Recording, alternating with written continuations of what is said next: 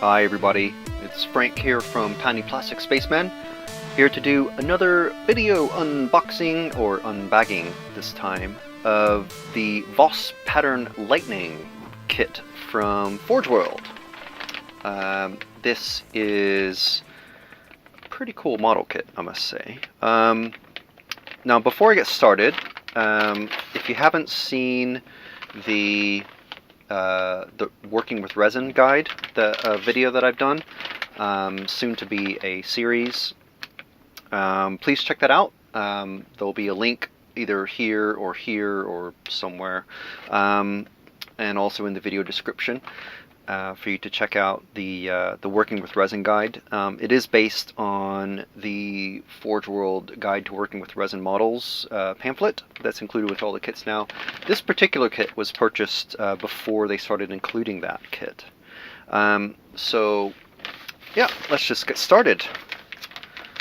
Because the last time I did a Forge World kit unbagging, I ended up talking half the time about the resin models and how they're done and all this stuff. So just to avoid all that this time, I've made a separate video. So okay, so let's just dig right in.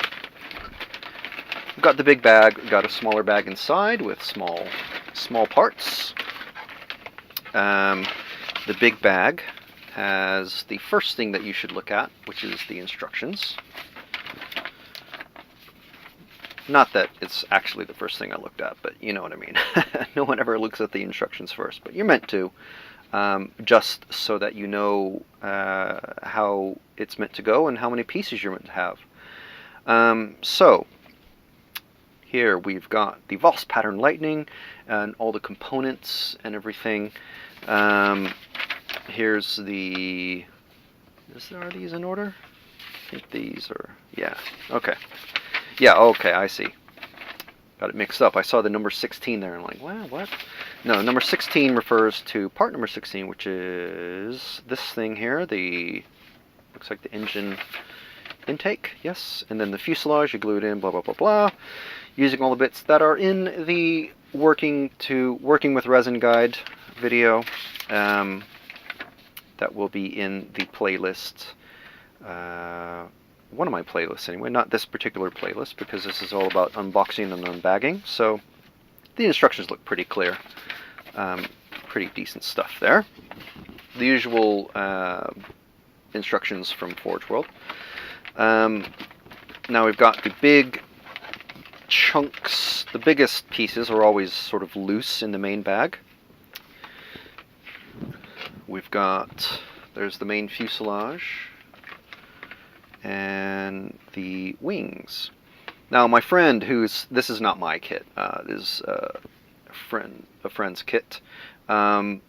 He bought this kit after much deliberation on which of the two Horus Heresy sort of applicable flyer models he should get. And this was, I was, to be honest, this is...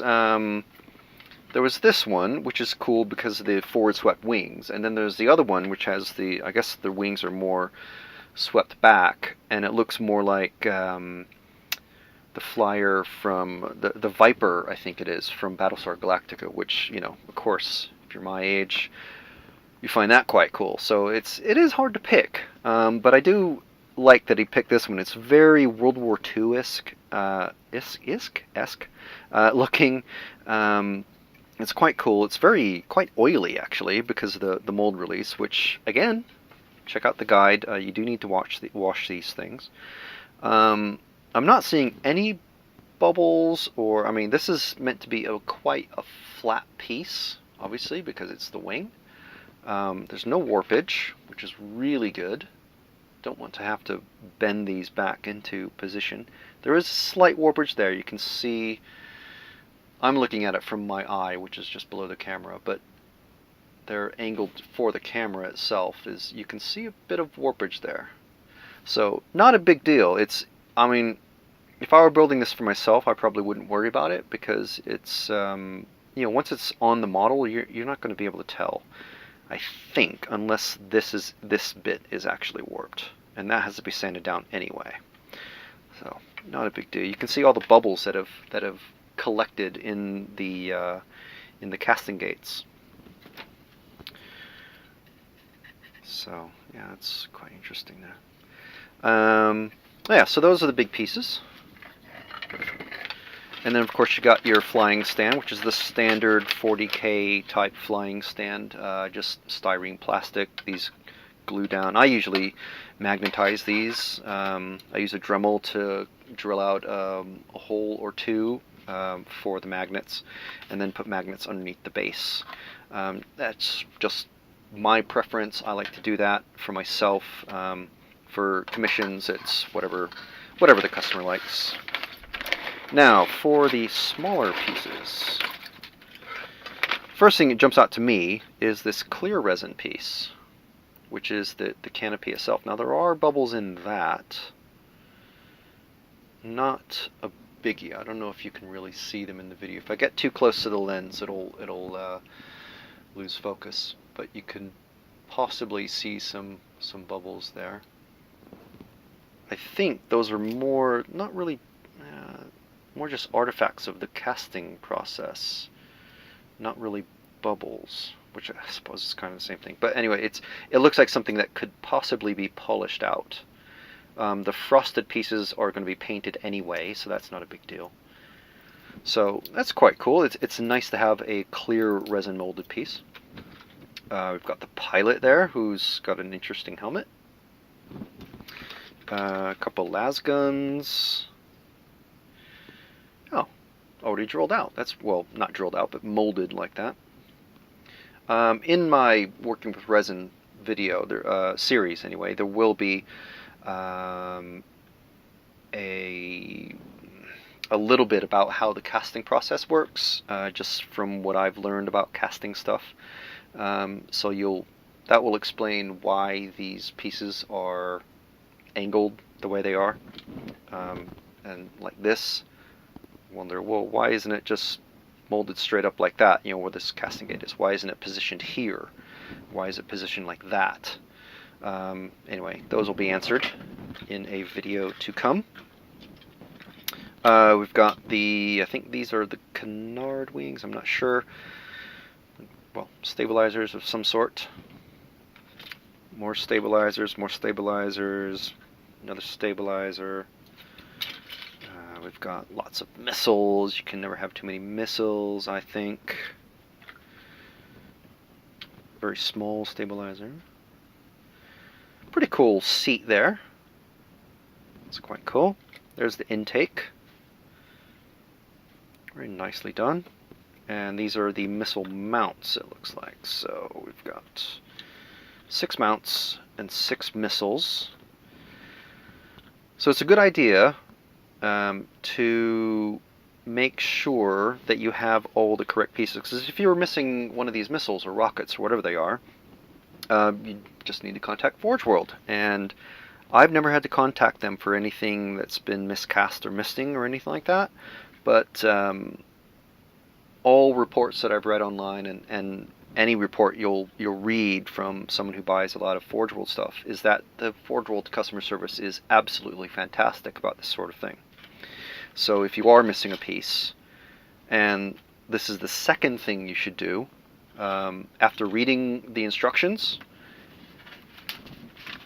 is to look through the instructions and just make sure you have all the pieces that you require. And it looks like we do.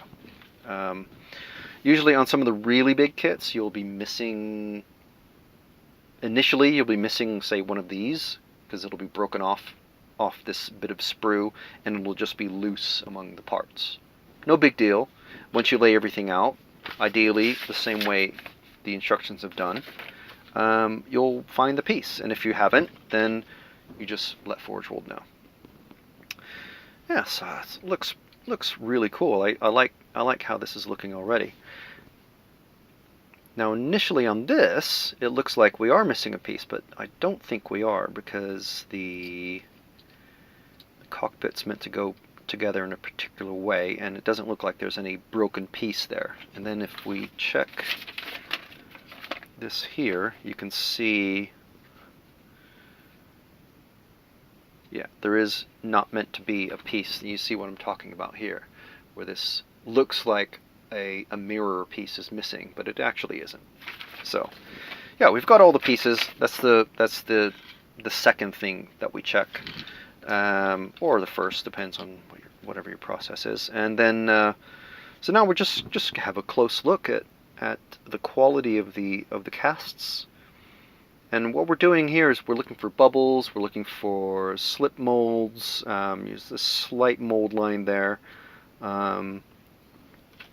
Overall, I'm quite impressed with this. This is there's a bit of a warpage there that you can clearly see. That's not meant to be bent like that. And because that is going to be glued, you can see where those pieces are meant to attach to this here, which is perfectly straight, but on this it's not. So you can see we're going to have to do a bit of hot water handling there, which again, in the guide, or it will be. So very nice detail. I don't see any bubbles at all. There's a bit of cleanup work. It depends. I mean, you can possibly hide that sort of thing. If you go full screen, if you're watching this on a computer, you'll be able to see that. Again, if I get too close to the lens, it'll blur out. But that, I don't think that's a big deal. I mean, you could cover that up with grime or rust or something like that, pigment or something. On a tank, it's very easy. Just slap some mud effect on it, and you're good.